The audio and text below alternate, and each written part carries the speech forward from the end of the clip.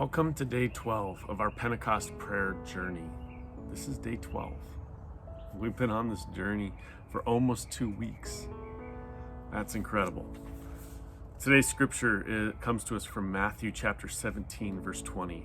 It says, "If you have faith as small as a mustard seed," and that verse goes on to say that we can move mountains. This is a quote directly from Jesus himself. And most of us think about the effects, right? The output of this little exchange right here, moving mountains. But I want us today to think about the input, right? The input is faith. And it's a very small amount of faith that Jesus is saying that will get the job done. But it requires faith. What is faith? Faith is our ability to trust in things unseen or things that have not yet been done yet. It is our ability to take action on the trust we have in someone else. And so today we're talking about faith and even a very small, finite amount of faith. But it's about the input. It's often the input that matters. The long journey doesn't happen unless you take, the first step, right? In agricultural terms, the big tree doesn't grow unless you plant the tiny seed.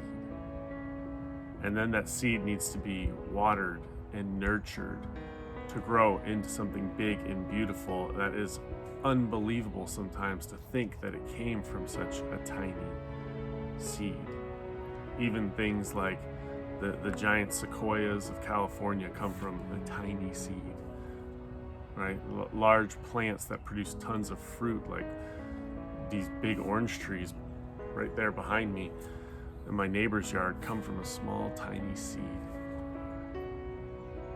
And that's a great metaphor for prayer, because sometimes there's something in our hearts that God put there that needs to be tended, that needs to be nurtured, that needs to be watered over time. And that's what we were created to do. We forget that. We just want results right now, but we were created to tend the garden.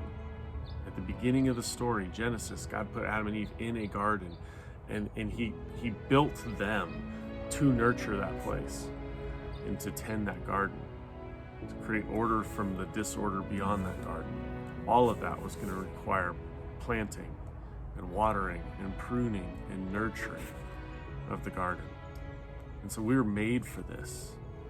But today, one of the ways we do that spiritually is prayer. You're tending a garden through prayer, through consistent, ongoing prayer. Think like plants need to be consistently watered.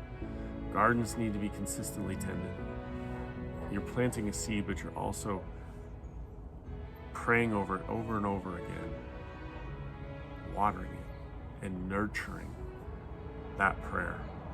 In my life, real life example here, my great-grandfather prayed over all of his kids, all of his grandkids, all of his great-grandkids by name. And he didn't live past me being only months old. I don't even remember exactly, but I mean like he barely saw any of my life, but he prayed for me. And someday, because he planted and he watered and nurtured a little bit of that seed, and he passed on this heart to do so to my grandparents and to my parents, someday he's gonna see a large tree with fruit, lots of fruit on it. Because we have to think about the eternal, not just the temporal, right? We have to think that we're planting seeds and we are watering for even the next generation and the generation after that. And so I believe that prayer can move mountains. Might not move a mountain tomorrow, but I believe that it can, and I trust that it can, because we're thinking eternally. This is day 12. Keep praying. Keep watering. keep tending those God-sized dreams in your heart, because God is faithful and He's working on it.